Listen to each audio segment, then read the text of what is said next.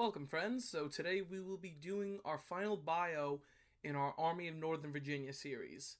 I know the channel has been somewhat of a roller coaster, hopping from the American Civil War, then to the royal funeral and royal family, but just trying to navigate this historical moment.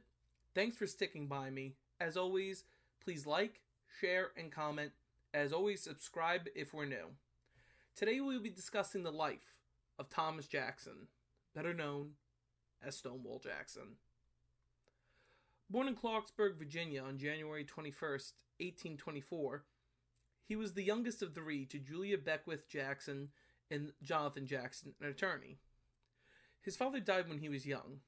His mother remarried to another attorney named Captain Blake B. Woodson, a man who did not appreciate or even really like his stepchildren.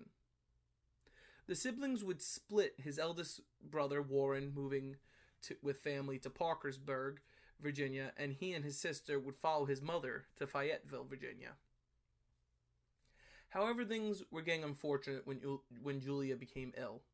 Thomas was sent to Jackson Mills, Virginia, where he was raised by his uncle Cummins Jackson, who was a strict man who installed much of Thomas's ethics and work style. Later in his teenage years, he would in fact become a teacher at Jackson Mills. Until in 1842, he was accepted to the United States Military Academy at West Point. Originally, he was a terrible cadet. He actually almost failed his entrance examination when it came to shooting. But with his gumption he had his entire life, he worked hard and hard, being sure he could be the best him he could possibly be. He would graduate 17th in his class of 59 in 1846. Many friends would say, had he stayed one more year, he would have graduated number one in the class.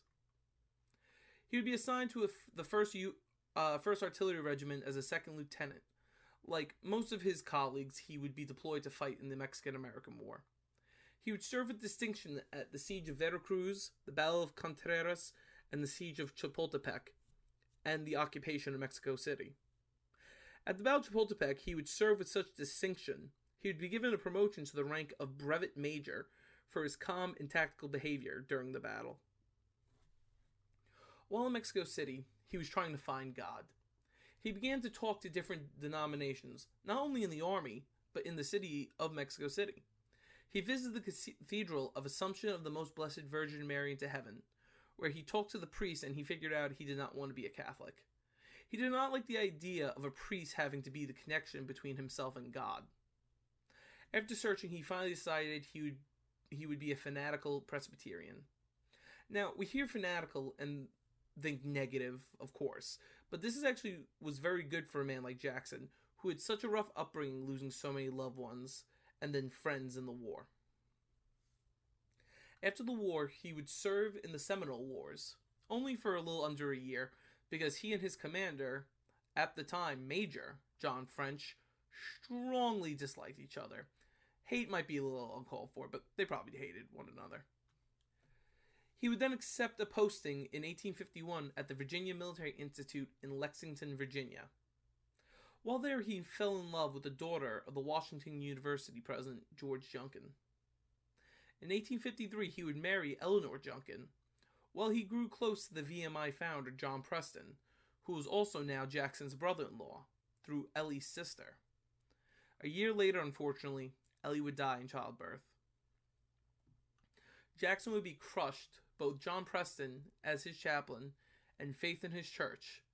He was able to make it through the tragedy. In 1857, he would remarry a woman named Mary Anna Morrison. They would be together until his death and would both settle into their new home in Lexington, where Jackson continued to teach at VMI. In 1859, by order of the governor of Virginia, he was commanded to assume control of an artillery battery following John Brown's raid at Harper's Ferry. But in April of 1861, Virginia seceded from the Union. Governor John Letcher ordered Jackson to report to Richmond with the VMI cadets and be put under the command of Robert E. Lee, commander of the Provisional Army of the state of Virginia. But once the reorganization of the Confederate Army occurred, Jackson was sent to Harper's Ferry, where he would raise 5 regiments to create a brigade in the Army of the Shenandoah, commanded by Joseph E. Johnson. While in the valley, he would train his men relentlessly with bayonet drill and even artillery drill. He would go on to say, President Lincoln called for 5 regiments to be raised in Virginia. Show him we have done so. This was an order given before Virginia seceded, but now it was a way for Jackson to mock Lincoln and the federal government. The Shenandoah Brigade would see its first action in the Battle of First Bull Run, where Jackson on Henry House Hill would hold against wave after wave of attack and have defeated Confederates reformed behind his brigade. It's here the famous quote, "Look, there's Jackson standing like a stone wall," while artillery fell around him and bullets whizzed by. Through his calm demeanor, he was able to turn the tide, being aided by Jeb Stuart's cavalry, crushing back the Union forces, winning the day. Now, he would serve in the new Army of Northern Virginia as a corps commander, but 1st District commander, referencing back to our video on the Valley Campaign and Peninsula, and so on. Then he would be put in command of the 2nd Corps of the Army of Virginia, and so on. I will leave the links, as always, to the interim periods, which I think was better explained because there is so much in that era, so it's a little easier just to pick up then. So now we will pick up the morning of May 2nd, 1863. Jackson is sitting off Orange Turnpike. With him, he has General Colston, A.P. Hill, and Robert Rhodes. Behind the 4 generals is 28,000 Confederate troops. In the clearing before them is the 11,000 men of Oliver Howard's 11th Corps. Beyond Howard is General George Meade and the 5th Corps, and the rears of General Sickles' 3rd Corps, Henry Slocum's 12th Corps, and Darius Couch's 2nd Corps.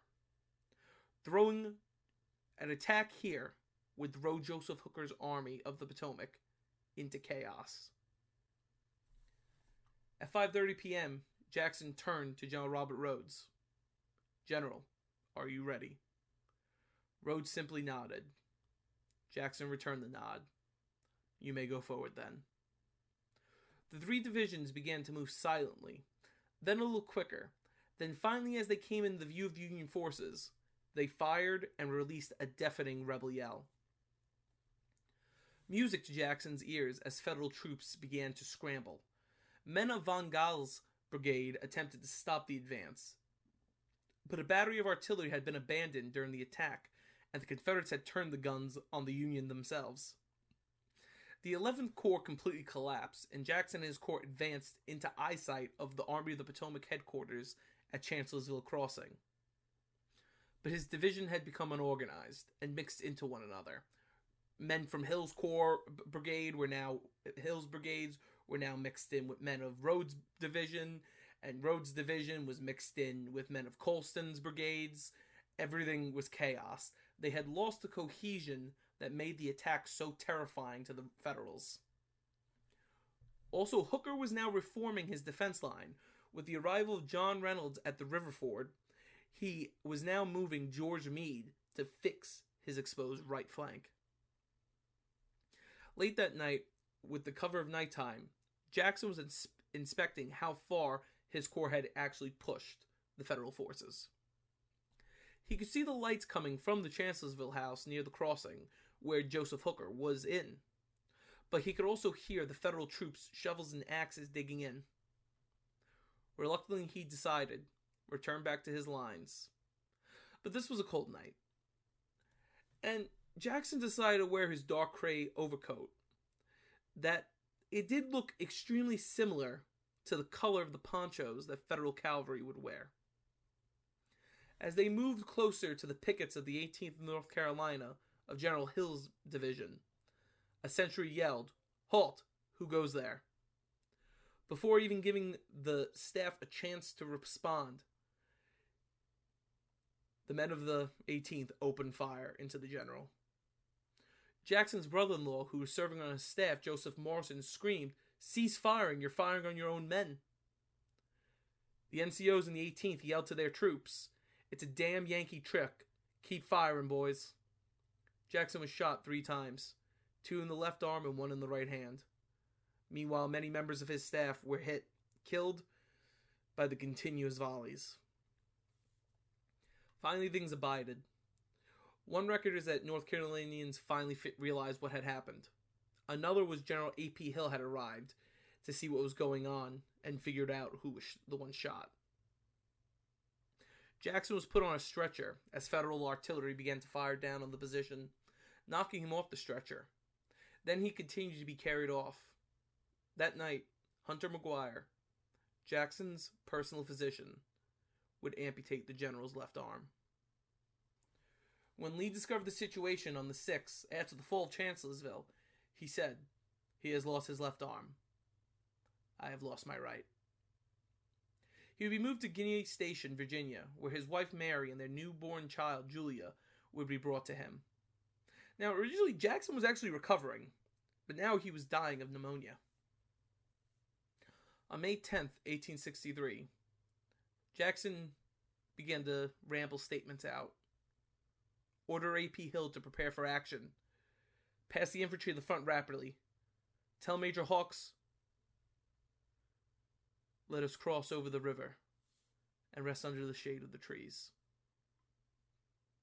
He would then die at the age of 39 years old. He would lie in state in Richmond and then be brought back to Lexington, Virginia, near VMI, where he is buried at Oak Grove Cemetery. Jackson was a defining factor, especially in the early American Civil War. He was viewed as a pious man who did not entangle himself in politics and did what he thought was right and best for his people. He was respected by his enemies and also feared by them for his tactical brilliance. In all honesty, most of Lee's greatest victories early war were because of Jackson. The entire strike at Chancellorsville, the reason Lee won Chancellorsville was because of Stonewall Jackson. Today he is memorialized in many places, but the place I would like to bring attention to is his grave at Oak Grove Cemetery, where an actual statue of him now rests. Thanks for watching, friends. We got one video to go now, and that is on the Army of Northern Virginia from the end of the Gettysburg Campaign all the way to the end of the war. Thanks again for watching. If you're returning, please like, share, and comment. And if we're new, I would love to invite you to become a subscriber and join our ever-growing community of history lovers. Thanks for watching, and we'll see you real soon.